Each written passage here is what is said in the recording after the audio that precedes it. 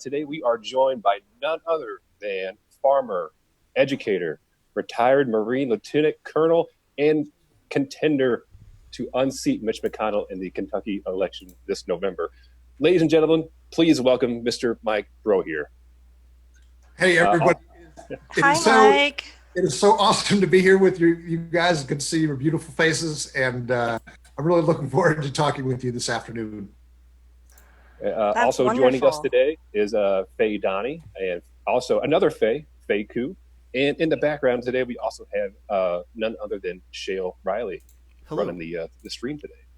Let's see. Can we high five each other, Faye? High five the camera. High five the camera. We're having a little Faye party up here on our own. So, do we have questions prepared, Shael? Well, we have our roundtable moderated weekly discussion questions. I think Jeremy has some questions prepared, and Faye, Donnie, do you have any questions prepared?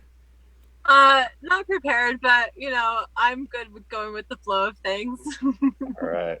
I got you guys. I put my questions in the list of questions, so I'm pretty sure Jeremy's got them. So yep, I do. All right, Mike.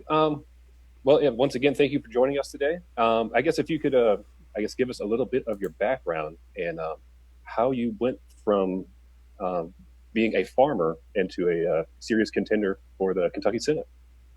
Well, farmer. In fact, as we speak, I've abandoned my wife in the kitchen. She's banding up the day's asparagus for tomorrow's farmer's market. So I had to run in, shave my face real quick so I looked at least not dirty, and had to abandon her with the farm work. But that's what you got to do. So as you mentioned, I'm a retired Marine. My wife's also a retired Marine, and we actually met in Berkeley, California, of all places. That's where I went to school. That's my alma mater. Really? What years were you there? Oh, man. Now I have to tell how old I am. Yeah. I was there from 92 to 97, and I studied integrative biology and got a minor in French. Wow. Okay. My wife was there at the same time. I did not meet her when she was an undergrad. She was working there, but she was there during that time, and she got her degree in philosophy at Cal. But that's awesome. Good school, I have to say. With a philosophy major from Berkeley, you don't win too many arguments, particularly.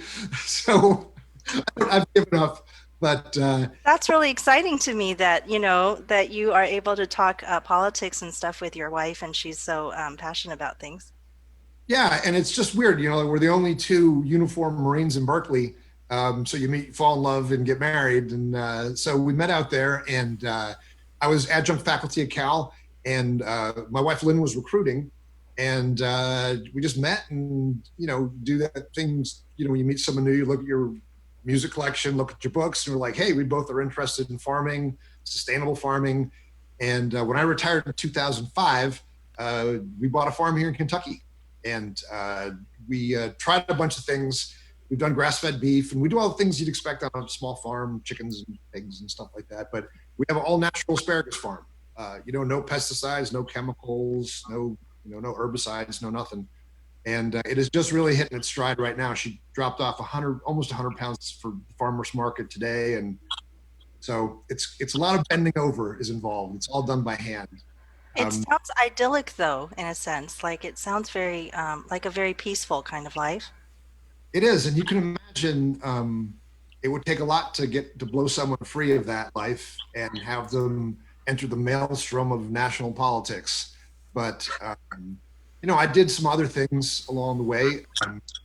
My wife went to Afghanistan. She was still in reserve. She went to Afghanistan in 2009, 2010, and she came back and said, duty's a crazy place. You have to go. So we just she took over the farm, and I got a job as a defense contractor in Afghanistan for a little over a year. And subsequently, our son went.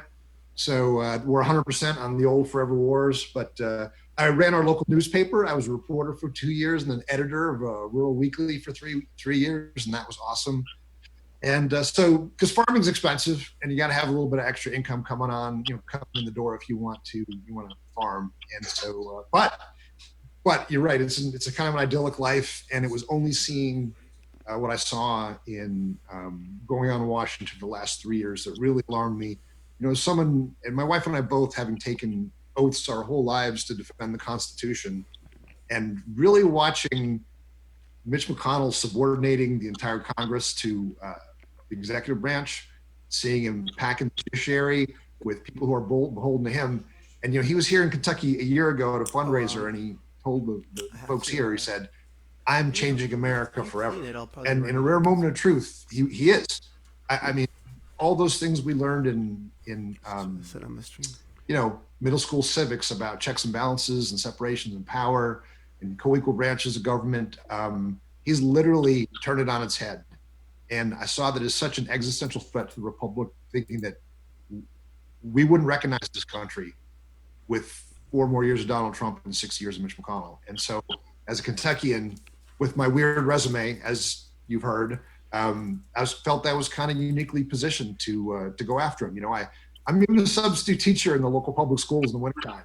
So, you know, as a teacher and as a veteran and as a farmer, all those things carry a lot of weight in Kentucky. And I said, you know, it's kind of a weird ego thing. You're going, you know, who the hell am I to do this? But the more my wife and I talked about it, we're like, he's never run against anyone like you before. He's kind of nice, middle of the road, Republican lights against him. We've gotten creamed every time for the last 35 years. So about a year ago, we kind of decided we were going to do this. Very long answer to a short question. Sorry about that. No, that was amazing. And also, I mean, the fact that you were a teacher, I didn't realize that. And I teach as my job. So I'm a private tutor. And so I know that you see special things when you're a teacher and you work with, do you work with children or do you work with adults?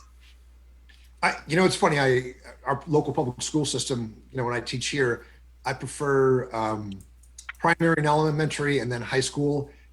Something happened along the way. Middle schoolers and I have grown apart, and we just, I would rather have 30 kindergartners than 15 seventh graders any day. So it's harder when you get to them late, right? And that could have been, you know, when I used to substitute teach, I love middle school, you know, a decade ago, but maybe this extra 10 years of mileage on me is maybe a little bit less tolerant to their whatever they have going on when they're in middle school. But yeah, but you see a lot of things as a teacher. And I have to tell you, one of the things that really, I don't know how it is where you all live, but here in Kentucky, and the kids leave on Fridays, there's a room to go by to pick up a backpack. And in that backpack is a weekend's worth of food. Because if they didn't bring that weekend's worth of food home, they would not have anything to eat. They would not have anything to eat until they came back to school on Monday morning. And of all of the things that you see in the public schools, that is the one, and that's from the largesse of the teachers and parents and volunteers put those things together every single week for those kids. And you know, you see that and you're like, this isn't America. This isn't the richest nation in the history of the world. And well, you don't want to get me started on school lunch because I really have a problem with that when I've seen what it's like in other countries. It's like Andrew Yane's family. My family's from Taiwan, and we have a pretty different way of putting together lunch for kids. So, yeah. So, I can't remember which Michael Moore movie it is where he goes to public schools in Europe and sees what the kids are having for lunch. It's embarrassing.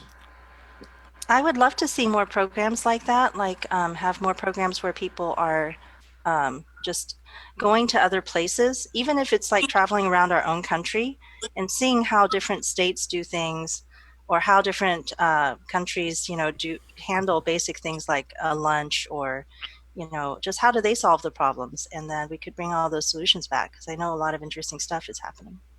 Yeah. Well, having a platform like this where we have, you know, just everyday citizens and people actually running it to have conversations back and forth. And like most people have some form of education of like their area. So like just this kind of conversation, because like previous roundtable episodes, we were comparing who got the stimulus already, how was unemployment handling, and every state was different, and it was kind of like, oh, even just talking about the education and like what was expected or normal was different. So like platforms like this one are what we need. Speaking of platforms, Mr. Broihier, you are one of your main policy platforms is universal basic income. So if you could talk about how you learned about UBI and how you and why you decided to integrate it into one of your core policies. Well, I kind of backed into it. I've had this question before, and I obviously thought about my answer, but I first really learned about Andrew Yang through my son. And Andrew Yang was the first candidate that he picked himself, like, out of the house and on his own. And so I called him and was like, hey, what is it about Andrew Yang that you like? And he's a really big-hearted kid. I took him, I hope he's not watching because he'll be embarrassed.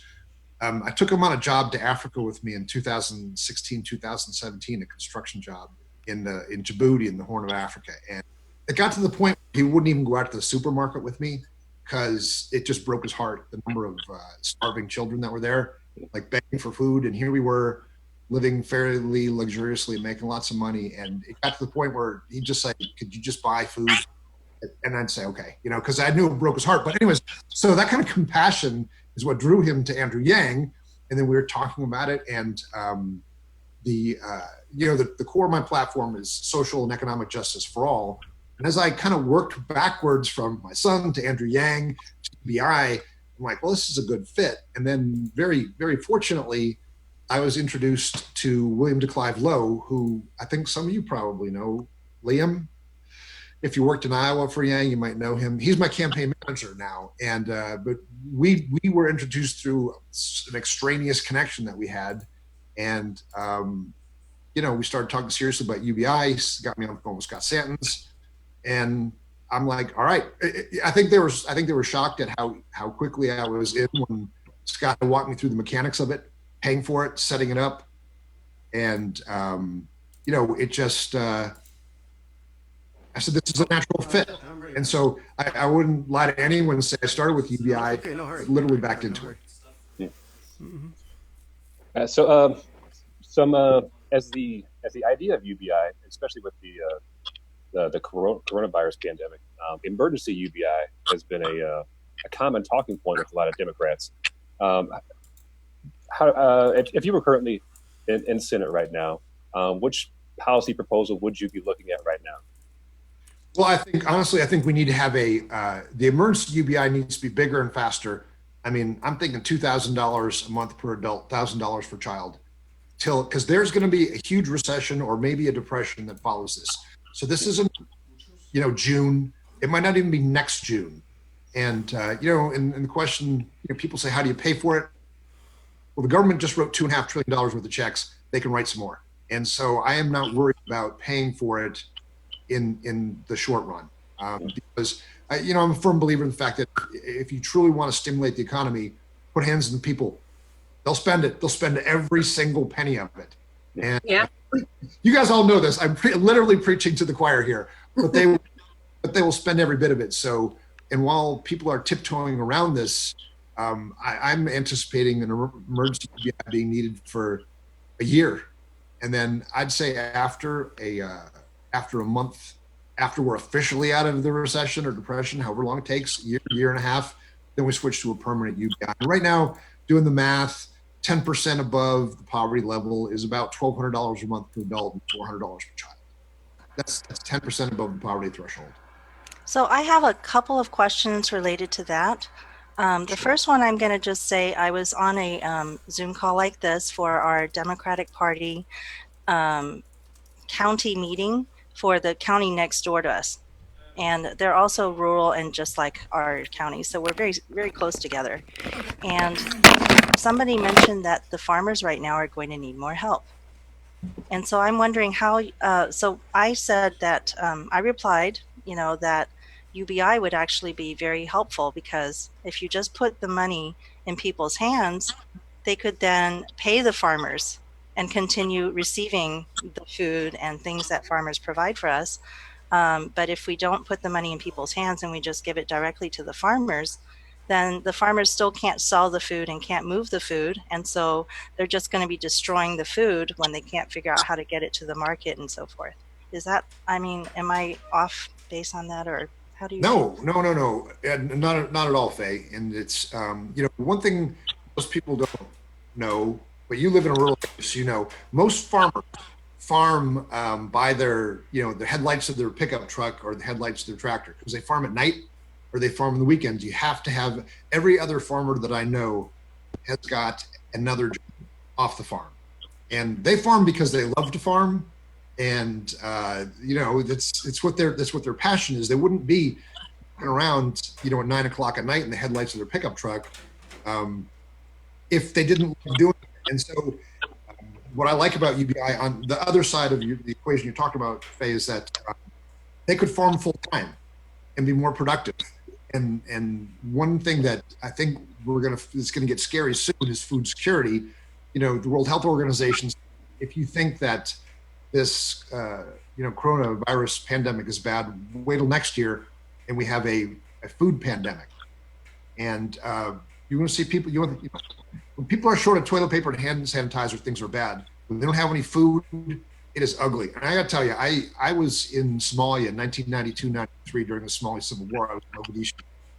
And that's a country that had a famine and a drought war. And when you see children stabbing each other to death over a scrap of food, people have no idea what's coming. And I don't want to be scary, crazy old white guy, but I was there. I saw it with my own eyes. And when we have these What an experience to witness that, and to be able to. I think that's one of the great things I respect about the military is people have been sent all over the world and they are able to see things that we don't get to see if we don't travel to these places. Oh, you're absolutely right. And you guys know Richard Ojeda. I think I know that he's scheduled to be on, but he's a cranky old white guy like me too.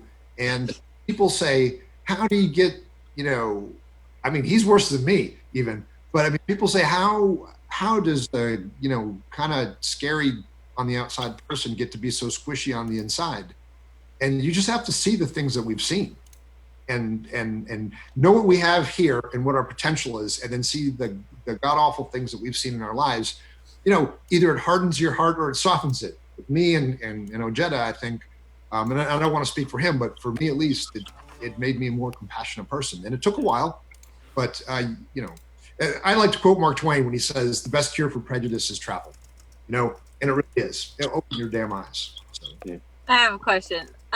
So since we're talking about scarcity of food, and farming and personal gardening is something that can help make that a reality for other people to not struggle as much.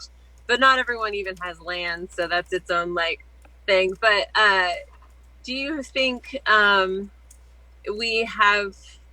I don't know. How do you think we could incorporate that into some framework that we need to maybe do? Is there any way that's a possibility?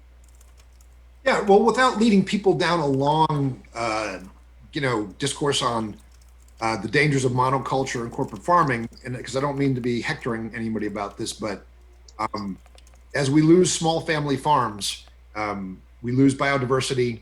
It's not good for the environment, and that's a whole, the impact of the environment's a whole nother discussion. But the food security aspect of this is that the more people who are producing food locally, the better chances of not suffering this kind of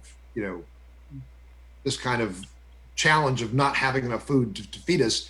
And we sell our produce through farmers markets, food co-ops, and farm to table restaurants.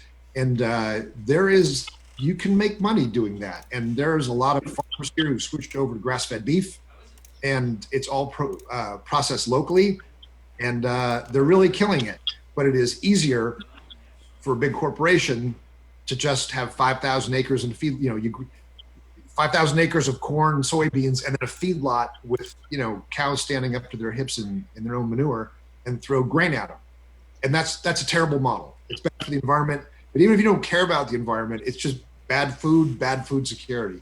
So, and it's mean to the animals. Let's just point this out. The animals don't want to be in their filth. Just saying. And they smell bad. The neighboring cities are struggling with that. They don't like it. If you've ever driven on 5 South through California, and you go past literally miles of feedlots, it's like it is so big you cannot hold your breath long enough. You can't. It's so bad. It is so bad, and so and I'm not holding us up as a great example, but I mean, all of our animals always live on grass, and pigs, the chickens, the sheep. We have a very large sheep operation, and that's so good for humans. I mean, it's what's good for the animals is so good for us. I mean, I can't imagine the kind of feelings you would have living where you are and seeing the animals that you have and how they are, doing, versus having to work on that feedlot that you said that where you can't even breathe. And I mean, the human impact is much greater than the smell.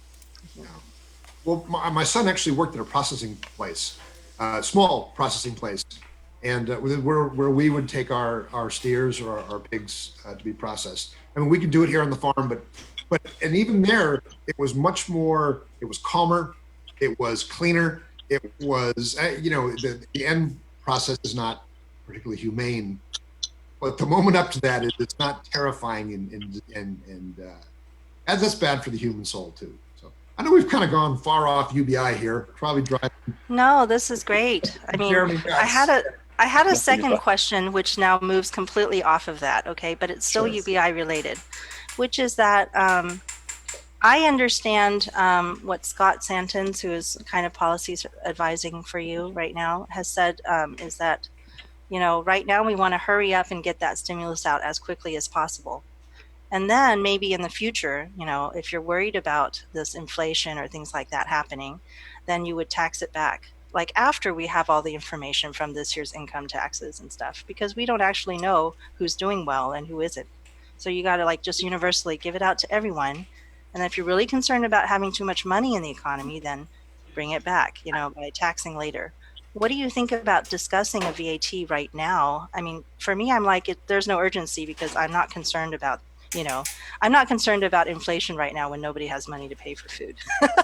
But I know that some people are constantly concerned about how do you pay for it? How do you pay for it? So. Well, I mean, I think a VAT is probably the foundation of it. There's a danger with VATs is that they tend to creep. I had a very querulous conversation with a radio host the other day, and he was banging on about how VATs always creep. But what I like about it is the transparency. And you don't know any Marines. We're kind of simple people, and just keep it simple. Don't means test. Don't worry about it. Give it to everybody. Let's get it out the door. We'll worry about it on the back end. I like VATs because they're very transparent. Every transaction, it's what it is. And the other half of funding it is closing up all the ridiculous loopholes. While I don't subscribe to Ron Paul, not Rand Paul, our other senator, but his father, he used to say we should file our taxes on a postcard. And while I don't subscribe to the rest of his ideology, that kind of out there libertarian thing, simple is better. For example, as a farmer, I do my normal income taxes, and then I file the other portion of it. I start going through the schedules for farming. It goes on and on and on. What's deductible? What isn't? And I end up making judgment calls, like going, well, how much feed went into the pig I ate, and how much feed went into the pigs I sold, and so that's why VAT, there would never be any question. I paid the taxes on it, and then I sold that animal. Right. Our system almost encourages people to cheat, and then the people who don't cheat just kind of lose because they're trying to be so honest, and they take so much more time trying to do their taxes when you could just whatever, just put in whatever and then get audited someday, and you might never get audited, so it's fine. Yeah, but if you have a very clear system, like you're saying, you can't really cheat on it. Everybody pays the same, and it's very, very clear how much income you're going to get. So you're also you can plan things better ahead of time. So, Faye, do you know any Marines yourself? Because I know some Marines. I have good friends who are Marines. Do you? Me? Yeah, do you know some I too? mean, my grandpa was, you know, and he I has had a feeling somehow. he has cows that he raises on his property. He butchers them. He donates some of the meat to his church, and you know, gives away and sells the rest of the meat for that kind of thing. But my grandpa also voted for Trump and like defends Trump, and like talking to him is like a wall. When I talked about UBI, I had no idea how to get through to him. So like, I mean, he's got the biggest heart. He's even gotten awards for community service, like ridiculously. But when it comes to, yeah, he doesn't see the positives of UBI, and it's just a struggle. But he's also like 80, you know, so he's not going to change his ways. Yeah, Mr. Broihier, do you feel that or have you witnessed the idea of UBI gain traction within the military community? Well, you know, actually, it's been a while. I mean, I've been out since 2005, but I did a interview with a group called Soft Rep the other day, a podcast, and you know, these aren't like first term and enlisted soldiers or Marines or sailors. These are like retired special forces operators, guys who've been kicking in doors for decades, and they're surprisingly open to ideas like universal basic income. And we were even talking about like universal background checks on guns, and they're like, yeah, if you're in the military, your weapons are kept in an armory, and they don't come out until you show an ID card and a weapons custody card. And it was like these are realists. They're not chest thumping. They're not chest thumping folks. They're people who've been around the world a few times, and and there's probably still generational gaps. Like, it's not just your affiliation with the military or non-affiliation. There's a lot more to it. We have actually somebody running, ran for Congress down here in, I think he was running for the Senate in Texas. His name was Victor Harris, and he's also from the military. In fact, he had to get out of active duty in order to start running because he said he couldn't make any political speeches. Is that true? Yes. Yeah. So then people were asking me, how is Tulsi Gabbard able to, was she in active service at some time during her Senate? I think she was in the reserves. Oh, I mean, as a representative, I think she's in the House, right? No, but I think that she was, and it's different for the reservists because it's the same thing. Graham, Senator Lindsey Graham, is actually still a reservist in the Navy, and he goes off for 1 weekend a month and 2 weeks in the summer to put on his uniform and be a I see. So they're kind of still serving, but they're in the reserves.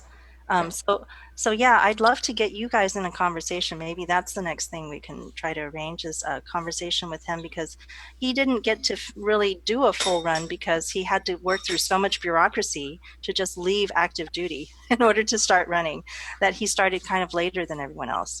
And he thinks he may have a good shot at maybe the governorship or something more, something else. So maybe in the next few years. So that would be a really interesting conversation, I think. Well, set it up. Okay. This is what we do these days. I don't want to put you on the spot. You don't have to say yes on the show. But these are the conversations that need to happen, right? So it's actually good. It's like right. So we want to make a lot of the Yang Gang Roundtable. I think the idea was to bring people together who have different, come from different backgrounds, but also come from different ideologies. And so we would like to host more conversations between people who don't agree, and might, see where we can find common ground between people who are, listing themselves under different labels. I'll tell you, the toughest one, Faye, for me is the self-described fiscal conservatives. That is probably in your. Can you define that for me real quick? Define it.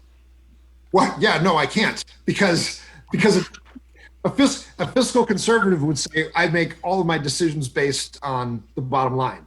For example, mass incarceration or the prison industry. You take a nonviolent offender, not a threat to themselves or their community, and you incarcerate them for $25,000 a year. Take them out of the workforce, impoverish their family. They don't pay taxes, they don't pay Social Security, and they cost the taxpayers $25,000 a year, or say $25,000 minimum here in Kentucky to incarcerate somebody and in their life. It's much more expensive in other systems because I think the Federal Bureau of Prisons, it costs over $60,000 per prisoner. Well, that's why they farm it out to state and local jails. Because they actually get a cut rate. It's cheaper. So, Faye, to your question, so you're talking to that person and you say, why are we putting people in jail for nonviolent crimes when they're not a threat to themselves or the rest of the community and they deserve it? Okay, that is not a fiscal conservative. They use it as cover. They use it as cover to talk about whatever it is they want. You can go down anything like universal pre-K. You can trace a direct dollar-to-dollar savings for every dollar you invest in universal pre-K, getting a kid in school, or free school meals. Any of these things, you can show a good outcome on the end and a cash savings to the taxpayer.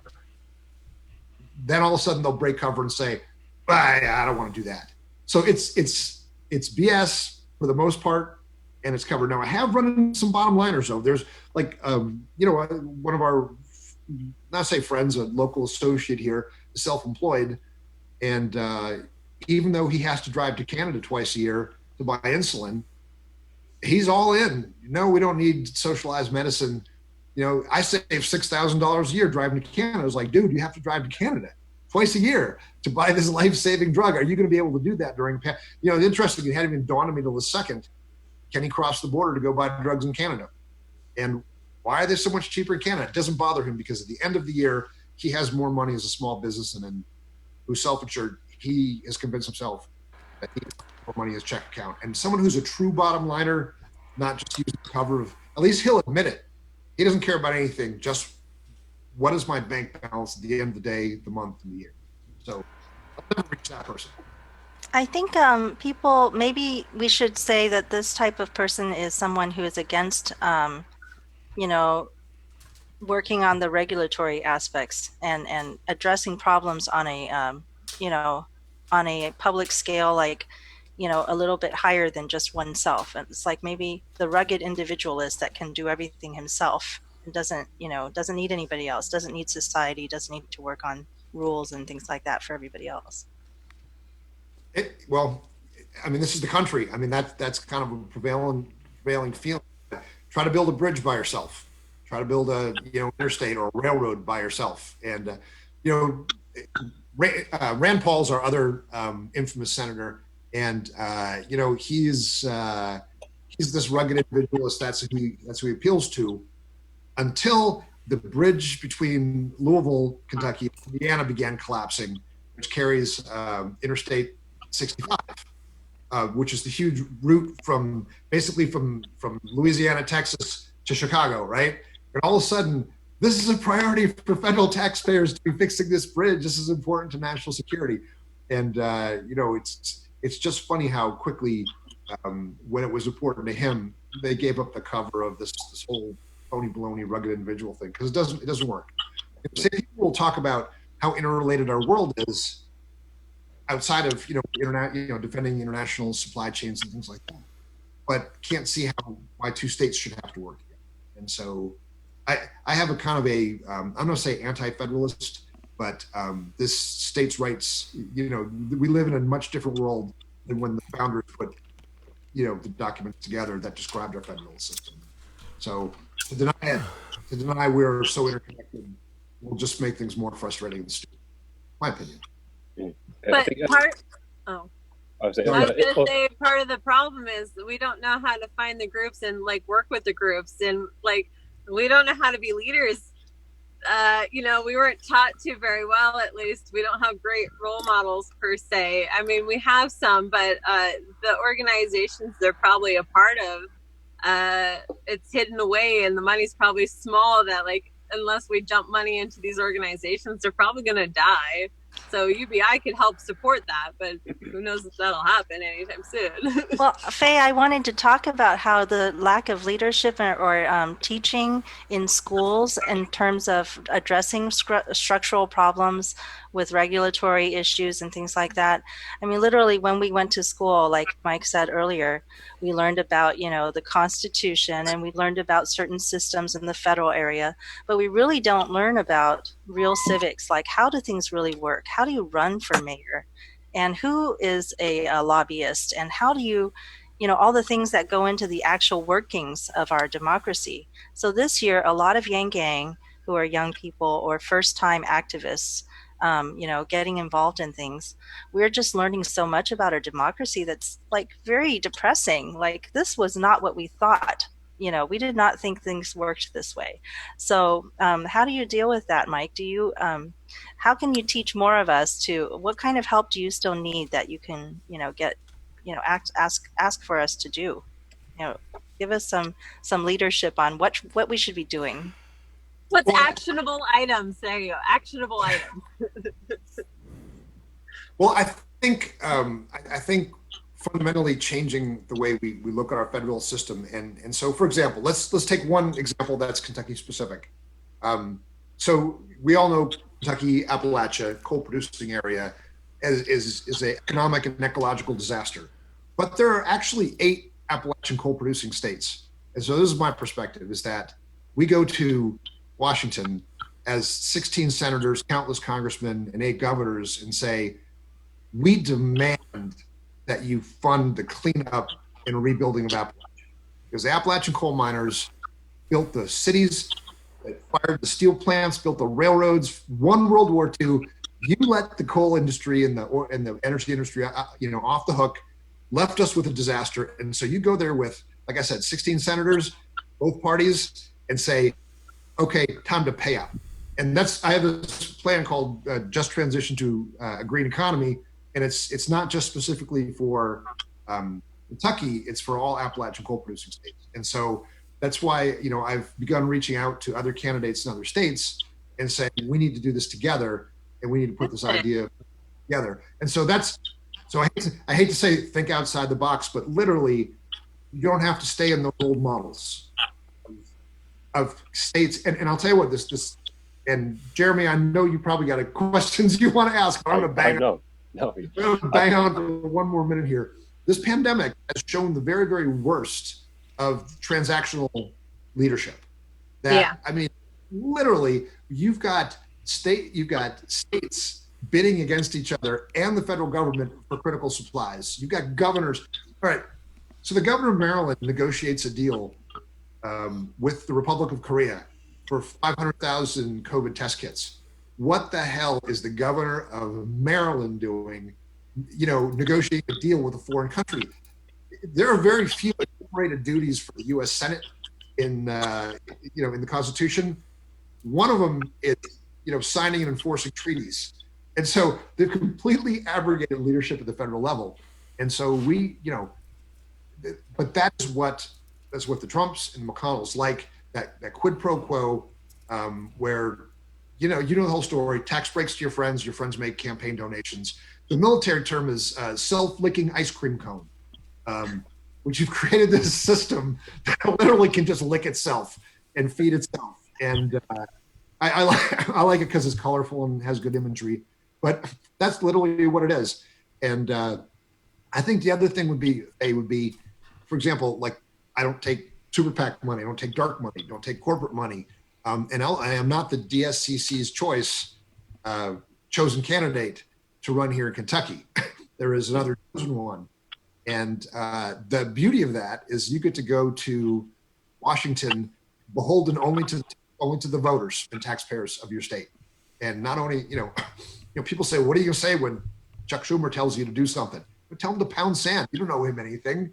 He picked someone else and put the weight of the entire party behind the other candidate. And so I don't know them nothing. And so that's what I would tell young people: stay independent, think outside the box.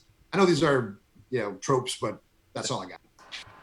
Kind of goes along that quote, like the needs of the many outweigh the needs of the few, or something like that, right? Like we need to take care of more people than just like the ones at top. Like this affects lives, real people's lives. I think Mr. Spock said that at the end of a Star Trek movie. If I'm Yeah, I knew it was like a famous quote. But does it help my nerd cred? That's the Absolutely. right. The Star Trek. That's the most important. You That's noticed. the most important thing. Are you a Star Wars or Star Trek guy? Was that a test?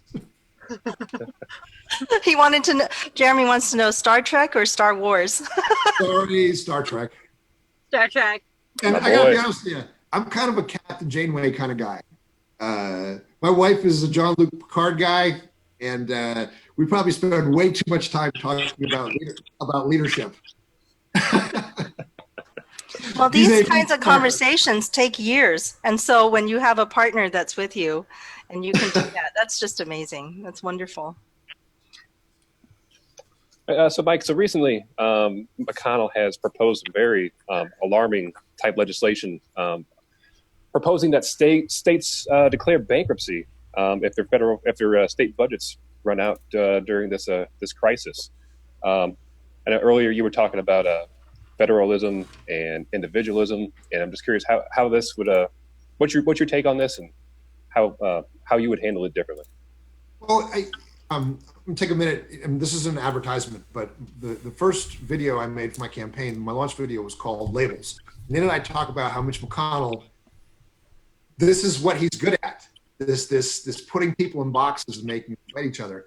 So you'll notice, Jeremy, that he's couched this in a red-blue state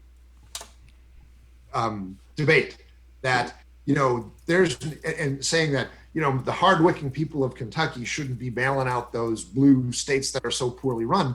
Well, I mean, it would take you like 2 seconds on Google to see that those states he's talking about, New York, New Jersey, Connecticut, New Hampshire, California, or Massachusetts, California, those blue states are net federal taxpayers, and places like Kentucky are net federal tax sinks.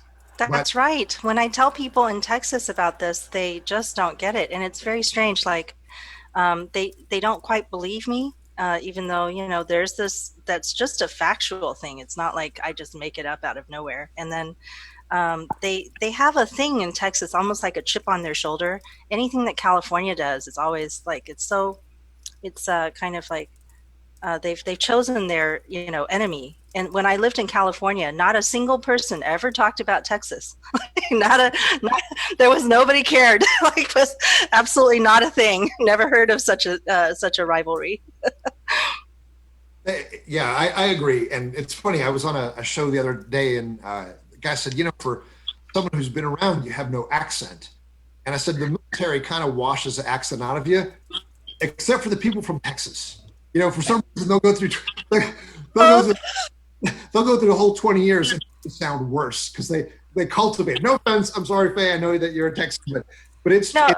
Let me tell you. Okay, my son is 6 years old, and he's lived in East Texas only about this last year. Prior to that, we were in Houston, but in this 1 year, he has picked up a very heavy East Texan accent. It's very funny coming out of a 6-year-old.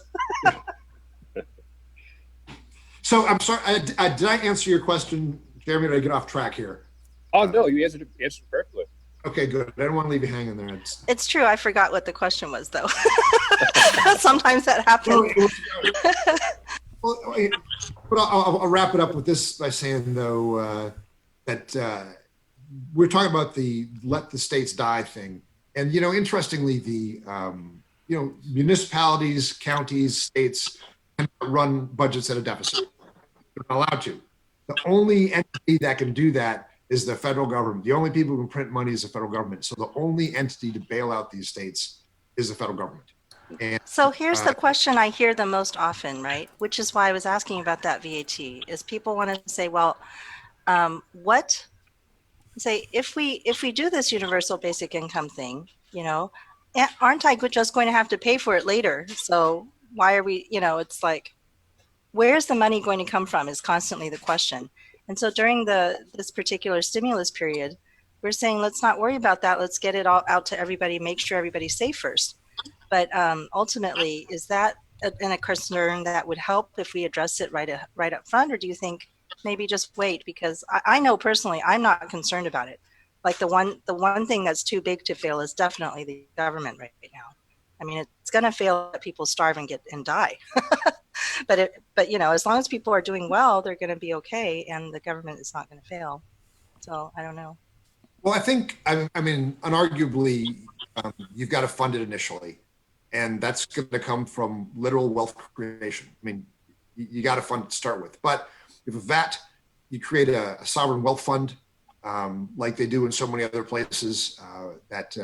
And Scott, talking to Scott, he always has got interesting ideas. And one of the ideas is, hey, when someone wants to have an IPO, 5% of their stock goes into the sovereign wealth fund. So if a company goes busts, the taxpayers lose nothing. But if it's the next Google or Microsoft, Tesla or Apple, that money will keep. Then we're all shareholders in that company. That's just one of the ideas. And it's like, they're literally creating stocks at that instant when they issue an IPO. 5% of them go into the sovereign wealth fund because they've used our public schools, our highways, our telecommunication system, our education system. And so if you're going to create something out of thin air, throw 5% into this pot and it will grow over time. And that's just one example. So yes, you've got to fund it up front.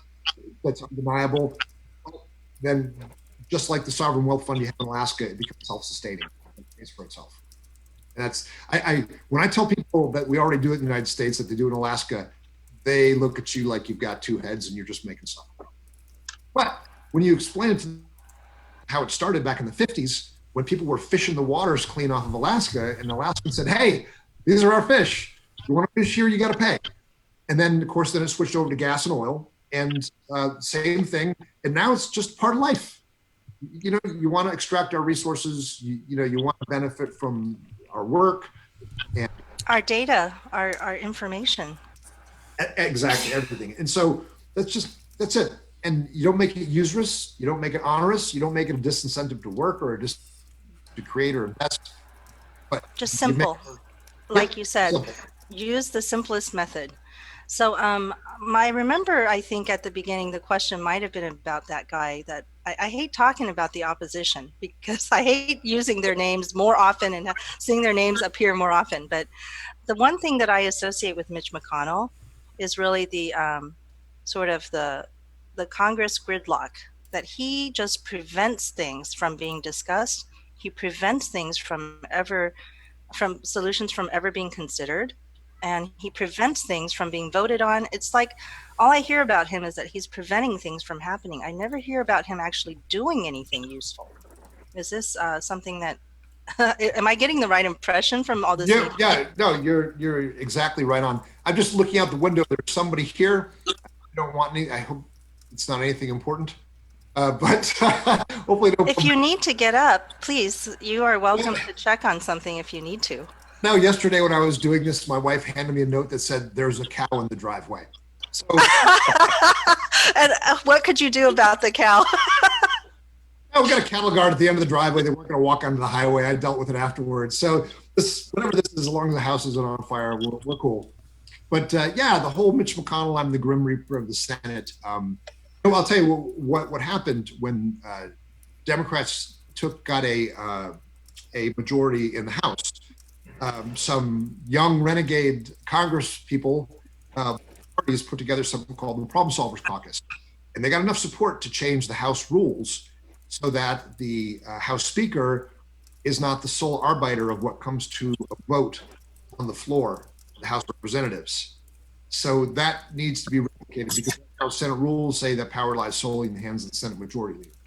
And, now we've gotten to the point where we have this perfect storm of cravenness and selfishness and greed that manifests itself in a man whose name we do not say. Like the COVID-19 crisis right now, what I heard again was he's preventing us from doing things because he sent everybody home, which is, to be safe. Sorry, that's my son, my 6-year-old, so I get interrupted quite often. But you've got this, everybody sent home. but they're not working from home in the sense that they're not having sessions. And we're like, why can't they do a Zoom call like we do? Why can't they figure out technology and just keep working? Because why do we have 2 or 3 weeks of delay while they're not talking and they're not? Well, hopefully they're all researching, so they're using their time wisely. But we don't know that. They could be out vacationing, playing golf or whatever. They seem to be stumped and challenged by the U.S. Postal Service. So putting together a Zoom call might be, they're suspicious of the Postal Service. I'm guessing the Zoom call is probably a bridge too far, Faye. We need a lot more young energy in there to teach everybody technology. This is what we're seeing. Yes, that's true too. I was wondering if I could change the subject just a tiny bit. So I'm curious how you feel about time banking and barter and trade, because I was hearing some stuff that they were trying to have people claim somewhere that they would barter and trade even, and I don't know, I feel like we should be moving towards time banking where you skill share essentially. And I'm just curious, do you think there are ways that we could have a effective framework for something like that included into a UBI? Does that make sense? Going back to keep it simple, that for me at least, that kind of falls a little bit outside keep it simple. It was one of the reasons, people say, what do you think, or do you support the Green New Deal? Yeah, I do, but I don't support the mandatory or the guaranteed job aspect of it. It's why I like UBI instead. So just give them the money. Don't make up some job and make them go to it. Let's just skip it. I hope I'm not, this is make me appear dumb, but it just seems a little bit too hard. And that's why I can't initially the Green New Deal is much longer than it is. I think it's gone from 13 single space pages to 9, which was a relief to me. But the guaranteed job is still in there. And it just seems, I'd just rather skip it. So, I know that Jeremy is holding a lot of questions. I don't want to just completely, not get through that list, but I'm also wondering if you've reviewed, there's been so many different proposals in terms of the UBI, both from the Democrat side and the Republican side, that I think is one of the most unifying, proposals out there. So it's weird to, talk about it as if it were divisive, because it isn't. And I'm wondering if you've reviewed the information that Maxine Waters, has put out from the Financial Services Committee. That's one of the proposals. And also the Rashida Tlaib. So if you have any comments about the proposals or things that you might like in them. You know what? Frankly, I have not. Okay. I knew that Maxine that's Waters. very valid. Well, I knew that Maxine Waters had put one out, and I did not know about Rashida Tlaib. But well, I like the Maxine Waters in the sense because she's chair of the Financial Services Committee in the House, which has both Democrats and Republicans sitting on the committee. And so I think when she wrote that memo, it was sort of like, our committee is saying this. This is what I'm thinking, not just her, not just one person. And if you're a committee that's, built to talk about these things, it would be great. I suspect even my Republican person here who represents my district is Lance Gooden, and he sits on that committee. And I haven't been able to get him to answer me about, what does he think about all these things? Does he support that memo that came out of his committee? So, I'd love to hear more about that. And so thank you. Well, if you get a chance to review it, we could talk about it next time. Schedule it. Like I said. Yeah. That's I'll awesome. do my homework. Okay. This is a question from one of our other fellow Yang Gang Roundtable members. This is from Ariel. Goes by Ariel's Armada on Twitter. And really what he'd like to know is how difficult has it been to gain name recognition in your state, especially now that we're in a coronavirus reality where campaigning is strictly done online. Do you think you're able to effectively reach your constituents? Yes, absolutely. Actually, easier during the time of pandemic. It's sort of counterintuitive, I know, but so I've of course mentioned that I've got these Yang Gang folks working for me, and they just literally switch gears without missing a beat. And so things like setting up county meet and greets, county Zoom calls, and I mean I'll do three a week in the evenings, and I'll answer questions for an hour and just let them put tonight actually I am having there's a large indivisible group out of Lexington, Kentucky called Bluegrass Activist Alliance, and they're going to put me on the griddle for an hour tonight, and I'm completely happy, and funnily the other candidates are avoiding them. We have other people in the primary. The Kentucky National Organization for Women was going to have a virtual town hall, and they invited the three major candidates, and the other two dodged it. And I said, sign me up. And so I had the whole Kentucky National Organization for Women to myself for an hour, answering their questions. And so we set up these county party Zoom calls, not Zoom calls, and I do a live Facebook stream every night, 7:00.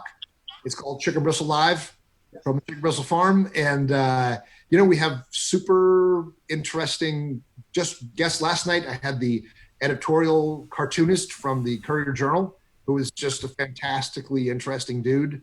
Is that a local paper for you? It's the biggest newspaper in Kentucky. It's not local. Louisville's quite far away, but it's the biggest newspaper in it's a large urban daily, and it's right now the biggest newspaper in the state. So he's their editorial cartoonist. He was on, but interestingly, he's also a former special forces guy and a lawyer. So like just a really interesting, cool guy. And like next week, I'm having this guy named Howie Klein, who was the he worked for Records and signed the Ramones. He managed or produced the Grateful Dead for a while, and now he has a blog called Down with Tyranny, and which is very interesting. And so we're going to talk rock and roll. We're going to talk Ramones, Grateful Dead. He had the first punk radio show in San Francisco in 1977. So we're going to talk punk rock, we're going to talk Grateful Dead, and we're going to talk Down with Tyranny. Can't wait. So we do that, and like we'll get 1,000, 2,000 people a night. Ain't too bad for a guy sitting in the middle of his farm.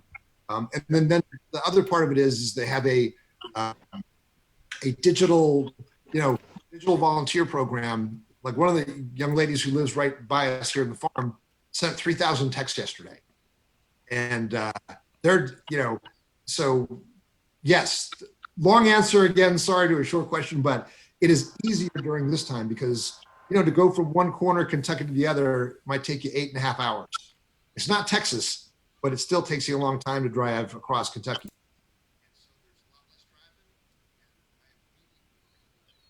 And actually, like letting them ask questions for an hour and a half. Yeah, we want to help you reach more people who are your real constituents that can vote for you. Like I'm in Texas, so I'm so glad that you're still willing to talk to us, even though we're not in your state, and that maybe we can still bring energy to your campaign. I'm wondering what value Yang Gang can bring to you, and if we're just wasting your time by like having you talk to all these other people who are not even in your state. No, let me give you a great example. There was a guy who was a Yang volunteer. He volunteered in Griffin Grady, and he and his dad volunteered in Iowa to knock on doors. They just drove out to Iowa for Andrew for 2 weeks to knock on doors. And he doesn't live in Kentucky, but he said as soon as his school semester was over and it got called early, now he is working for a campaign. He's from Ohio. Okay, so you are bringing in people who have that energy and Yes. can help you, even so. So that's very hopeful for us. I hope more Yang Gang is listening and thinking about how you can help where people are really needed. If you're not too busy in your life and you can give that energy up, go to Mike and find out how you can help. I don't know if you could see it under my name, MikeForKY.com. Mm-hmm. Mike. Yeah, so I've got like lots of candidates who have said that they're interested in UBI, but they won't come out for it. And I'm wondering how we can convince more people to just say what's already in their heart.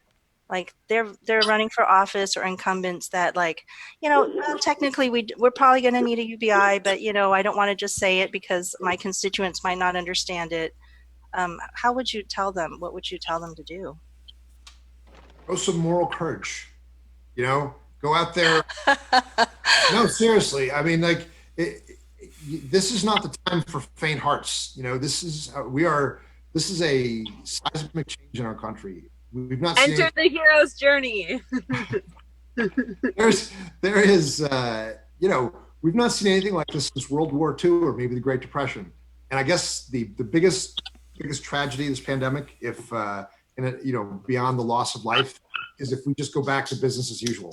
So it's time for people to step up and the fact that the wheels came off the healthcare system like that fast, 30 million families all of a sudden unemployed, no healthcare, facing the biggest healthcare crisis in a century, and the wheels came off that fast. So this is a moment to strike. I'm just happy I was doing it before the pandemic. People think that Andrew Yang had a crystal ball or something, but if you're on the right side of a moral issue, you're probably on the right side of history. You said that and I got chills. That was weird. Hey, someone write that down because it sounds good. Like, you had a crystal ball. I got chills. I was like, no, but like the timing is ridiculously interesting. But maybe politics and people traveling didn't help either, and large groups and concentrated rooms. That might have been a contributing factor too. So like digital politics is probably where we need to go. It's safer. Yeah, for the conventions. They're going to be holding these virtual conventions now. And not only that, they were going to have a certain number of delegates for the Texas delegation. For each county, you have a certain number, and that was based on the old way of doing things. Like you literally couldn't just pack the room with more people. That was all the space they had. And now they are, because it's going to be virtual, they're like, well, we just open up to anybody who wants to come now. Anybody. So I want to add just a tiny bit more to that. The fact that now we are crossing borders of states, literally just in this conversation alone, we got 3-4 different states talking, right? So what could end up Where happening, are you, Faye? I don't think, did you tell us where you are? I forgot. No, it just moved on. I'm in Vancouver, Washington right now, but I was just in California, but I'm also nomadic, so I'm just everywhere. I don't know. Yeah, so where was I going with this? Oh, nomads. We need a nomadic registry. Simply put, humans genetically in the past have been nomadic, and the weather's getting bad. We need to move away from where it's bad, right? And so like what's a house but a GPS location? Just saying. Okay, so nomads, aka homeless, which is a way more derogatory term in my opinion. We don't have mailboxes. We can't use PO boxes as mailboxes, so we can't even get the paper check if we do get that. Most nomads don't have banks because they don't cover all 50 states. Okay, but also like they had too many fees, so they dropped out, right?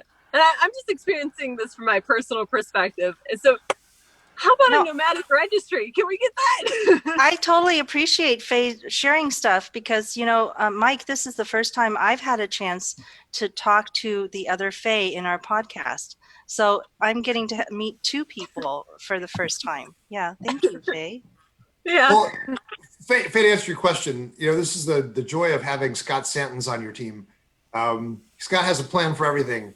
And literally part of our template for deploying UBI is dealing with the unbanked, and basically Venmo and PayPal, man. Just say it. That's well, I'm also unbanked, Faye. I'm also unbanked, even though I have a residence. I'll tell you another thing that I'm a big fan of is expanding services from the U.S. Postal Service. If you've traveled in England and other countries, people do their banking at the post office, and you can go to any post office in your system and do your banking. And so I actually had on the Chicken Bristle Live show, I had union reps from the Postal Service, And the Postal Service is under massive attack now. I mean, the government is trying their best to bankrupt them, and just ridiculous things. But I was interested how open they were to expanding services at the post office. Like, I have to meet an emergency from my son. I'll be right back. Okay. Go your talk for a minute. I'll keep haranguing Faye. But so these guys were incredibly open to expanding services so that you can go to any post office and do your business. And it's just, I don't like the idea of a registry. When you said nomadic registry, I in my head I had an image of someone tagging you from a distance with a dart. But putting a GPS tracker on you.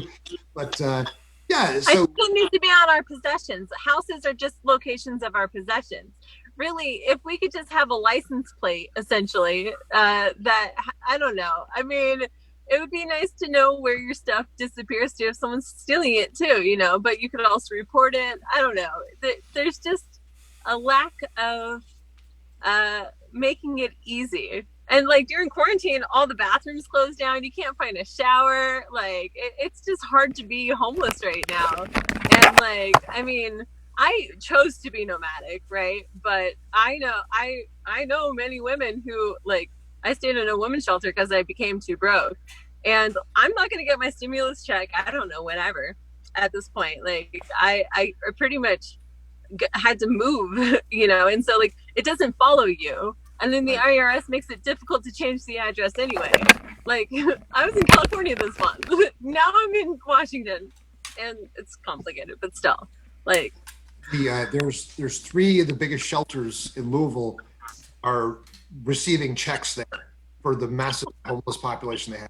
They didn't do it for just this. They do that mail service all the time. It just so happens now that they're so no matter how desperately homeless you are in Louisville, you have an address, and it's at St. Mark's Church, and they do your mail there. It's just sad that it has to be a church doing it, not the people we pay our taxes to, but yeah. So like, as far as like in LA, I talked to their service. I started doing some investigative research. I actually kind of purposely fell through the cracks so that when like things start moving forward, if I'm still struggling, which I can hold my own, it means there's still problems with our system. So, but like LA has the mailbox too, but like, say, nomads don't stay in an area very long. They really don't. A lot are getting bus tickets to major cities, but they can't find any footing, so they go back home where their drugs are or where their resources are. Like, I came back to Vancouver because this is where my family and friends are, and I know I have a couch to stay on because I can't live out of my truck right now like I would prefer. Mike, I know we had you booked for 1 hour today. Do you need to be getting back to work here soon? Well, considering the alternatives, I mean, I'll stay. Why don't we hang around for another 10 so I can say goodbye to Faye when she's done? But why don't we make it till the half hour, if that's okay? Yeah, let's get these questions in here. All right, so let's see what else we got here. Some of these things we have largely covered already. Here's a good one. Not really related to your campaign, but just electoral politics in general. Justin Amash running as a libertarian. Good idea? Bad idea? What do you think? Bad idea. Bad idea. It most,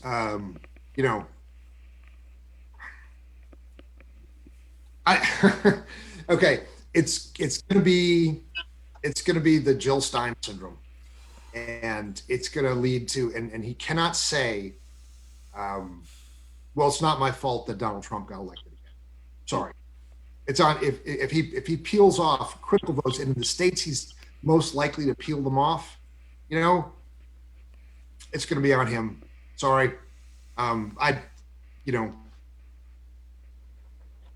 disagree. It's everyone's right to run. That's fine. But I think it's going to be, I think that if Donald Trump wins again, it's going to be on him. Yeah. I think after Sanders dropped out of the race, there was a large growing with the Green Party with Howie Hawkins. Obviously, Justin Amash now is a libertarian. I think some people are, I guess, arguing that if a third party candidate reaches a certain threshold, I think is it 5 or 15%, then they start receiving federal funds. I think some of these people are they think that Trump is going to win no matter what. So as long as they seemingly legitimize one of their third party, then at least they would have made that achievement. Yeah, but what do you end up with? I mean, if your entry assumption is that Trump's going to win anyways, which I don't accept at all, but if your entry assumption is that they're doing it if Trump's going to win and they're just doing it for money, then I have no respect for that. I mean, some politics for money. I mean, this is a weird. I don't know. Right. And part of it goes back to, and I'll be honest with you, I was out of the country between the primary and the general election in 2016. I was working in Africa, basically incommunicado, and so I didn't see the aftermath of Bernie losing primary, and really I had to be educated on, because there are people in my campaign who are supporting my campaign who Bernie Sanders crowd. I mean, hate him to the point where I did a video when he dropped out. I just did a short video saying, hey, thanks for bringing things to light that people should be talking about. And, yours was a strong voice. We all need to be in this together. And I literally have people who were rabid supporters of my campaign split because I spoke favorably of Bernie Sanders, not saying I was going to vote for him, but just even, said his name without passing. And people who are very strong supporters. So I don't understand that kind of purity. This is not a suicide pact. Sometimes good enough is going to have to do it. And Joe Biden was my first choice. Bernie Sanders was my first choice. My choice was, not one of the two old white men. And I just felt sad as my favorite candidates left the stage one after another. I was like, damn, we're going to be stuck with Joe Biden. So, the third party candidate, and to me, it just gives cover for people who want to apply purity tests. Right.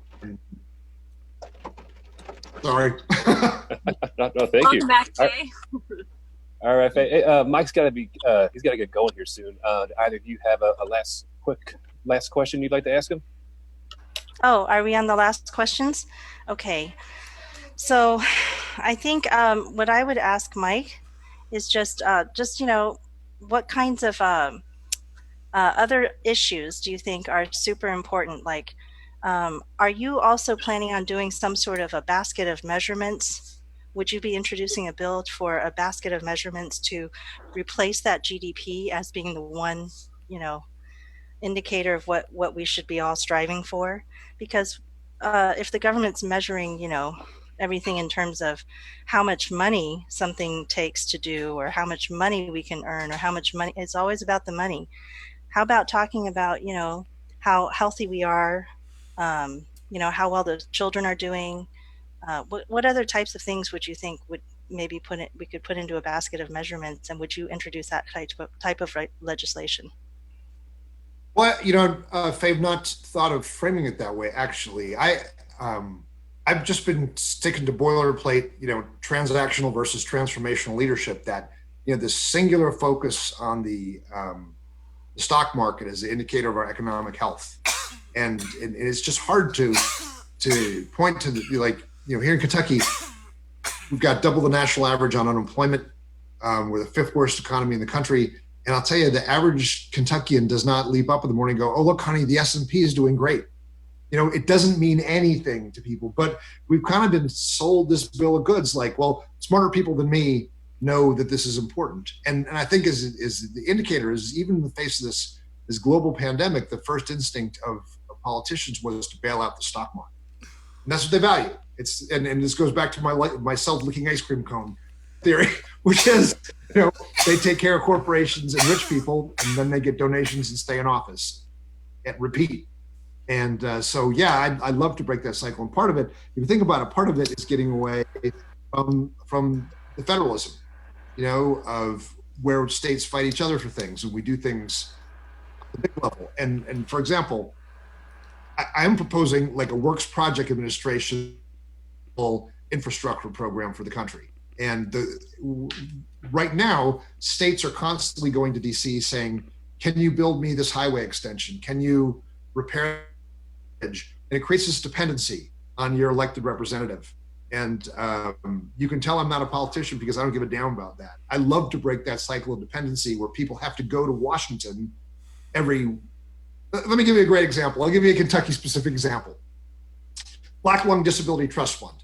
It was a per ton requirement placed back in the 70s on coal companies to fund the coming generations of coal miners who are going to have black lung, right?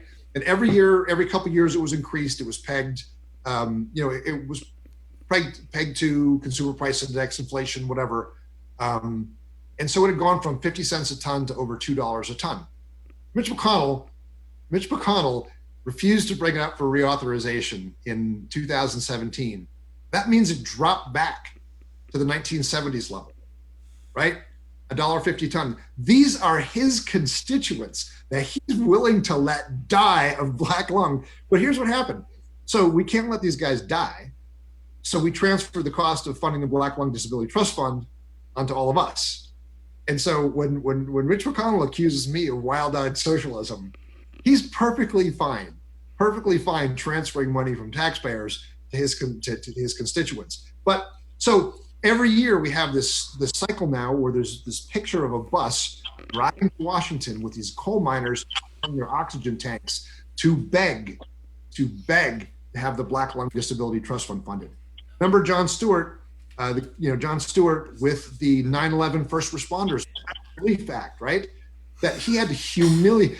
I mean, John Stewart could humiliate people, but it took a level of John Stewart level humiliation to finally get them to fully fund that 9/11 First Responders Fund. But that's that dependence that we have. Instead of doing things that are right and just and doing them for the good reasons, we have set up a system where you got to go beg for it. And that's why I proposed when I was talking about, just transition to a green economy, I was talking about all of that, not just Kentucky. And, I feel the same way about healthcare. I, feel the same way about education. And I mean, I could bang on and on, but I'm going to run on myself post time limit here. And I just want everyone else to get one more shot, question, whatever your comment before I got to split. Okay. I have I have a question from a friend of ours that is also on the podcast but couldn't be here today, and her question is probably something about the fact that poor people who are using SNAP right now may not be able to use their SNAP benefits in order to get their food because they don't have a car or they don't have some other like they don't have transportation to go get the food, because right now the delivery services don't allow you to use SNAP. You can't buy any food using SNAP, using like the online purchases in many states. Not every state. There's some states where the retailers are really doing a good job, or the legislators did a good job, but a lot of states like in Pennsylvania, they just aren't able to get their food, so they're like sitting on the SNAP benefit and they can't get the food into their homes if they're disabled and don't have any transportation. So I thought I would throw that in too. What would you just what can you do to help people who are not able to use their SNAP benefits? Well, that sounds like it's a state issue, because here in Kentucky you can use SNAP for, if you're online shopping at Kroger's or whatever. But you raise an interesting point though, is actually getting there, because you got to get there. And just yesterday I was talking to the union leader of the, it's called TARC. It's the Public Transit Authority in Louisville. And and he was talking about the challenges his drivers are having now during because they're not being protected, and they're losing employees. They're being punished for not coming to work if they feel sick. But the worst part of it is they're cutting back on routes, and particularly they have something called TARC 3, which is their system of purely paratransit for people with disabilities. These drivers will literally go to your door if you say you're blind. They'll go to your door, knock on your door. It's someone They will walk you to the bus, take you where you have to go to the doctor, the supermarket, and bring you home. You cannot social distance. You cannot social distance if you're doing that. And the drivers are not being protected. So we had almost 2-hour conversation yesterday. And so Monday, we're going to tear this issue up because they're frontline workers. They need to be protected. And right now, when people are the most dependent on these kind of supports, we're cutting back on them. And people, I'm fortunate. I'm here with my spouse, and we have our farm and everything. There are many, many people who are sitting home alone, wondering the next meal is going to come from. And I tell you, like, our rural mail carrier here, it's a quarter mile to my mailbox. Our postman and with man and woman switch off will come down the driveway once a week, just check in. That's what they do, because that's the kind of people they are. And there are millions of households in the United States. People get their medications delivered by the postal service, but also the postal carrier knocks on the door to see if they're okay. And so it seems like our federal government is obsessed with destroying these institutions, and we are a better country than that. We are, and that's why I think that that young people flock to the Yang campaign, because they have a vision for. They don't have to accept this status quo. They don't have to accept the injustice and the inequity of our system, and that's why it's been incredibly energizing for me as an old guy.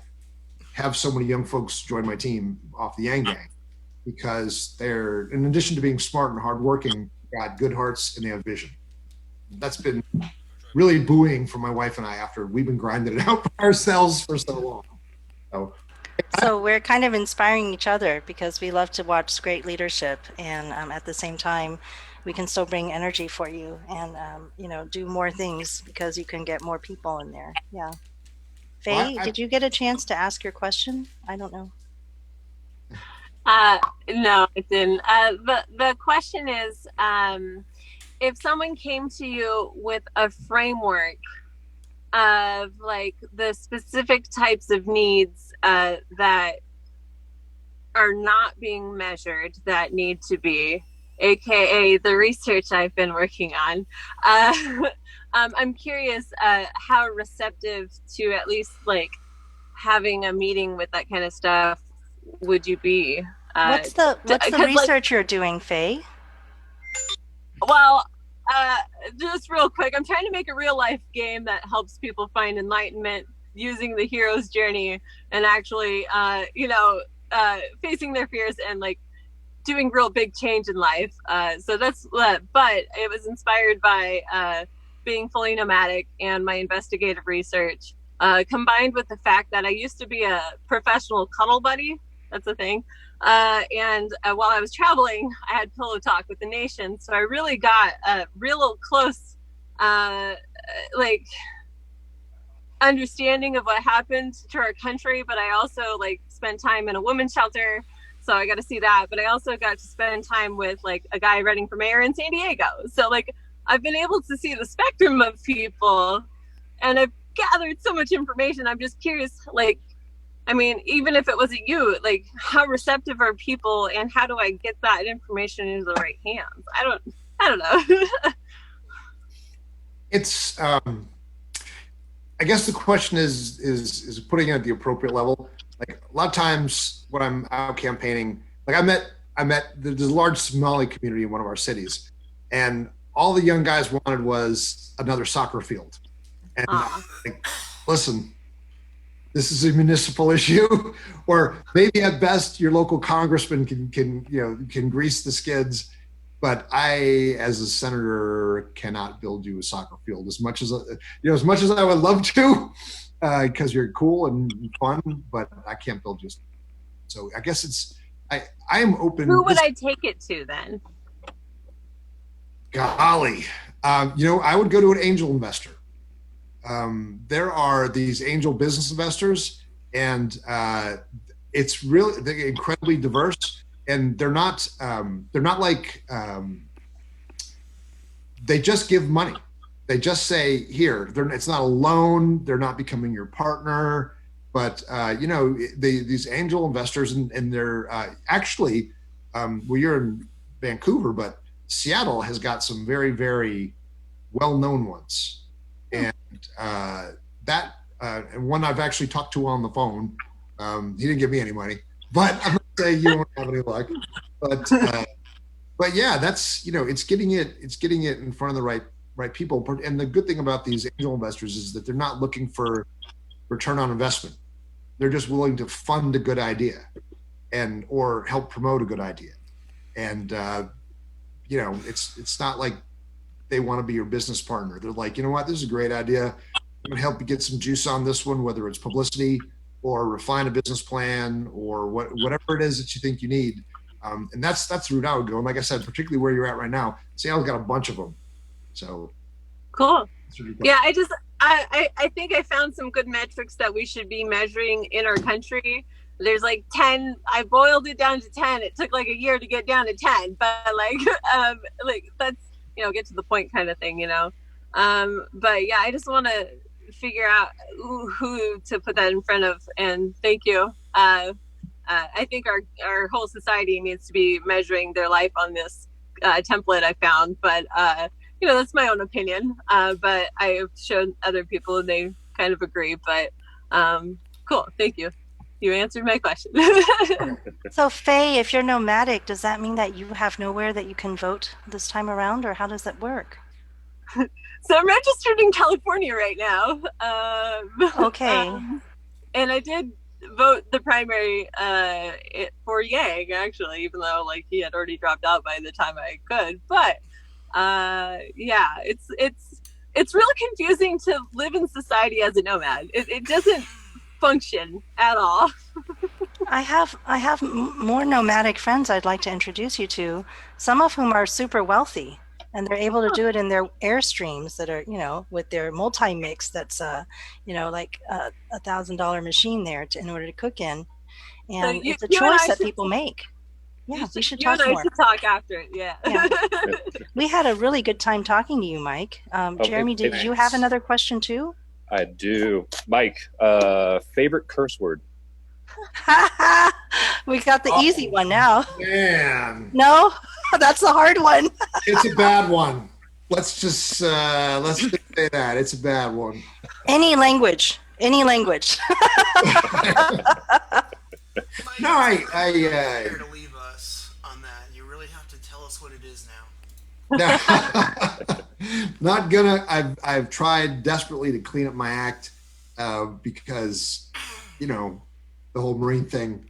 But you got lots of eyes on you now. Lots of eyes and ears. Before you leave, when I discovered who you are, I texted my one friend who lives in Kentucky. My one friend, and I urged him to be a part of your campaign, and he was just kind of confused because he's not a very politically active guy. But I'll tell him. I'll just have to tell him you wouldn't let us know what your favorite word is. Maybe someday we'll find out. I don't know. Okay. We'll hang around this place. I want to thank you for coming on the show.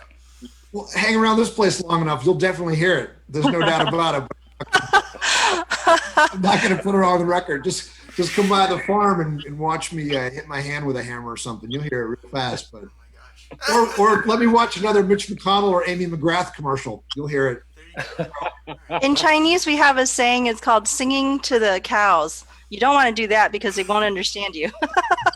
but perhaps you could curse to the cows.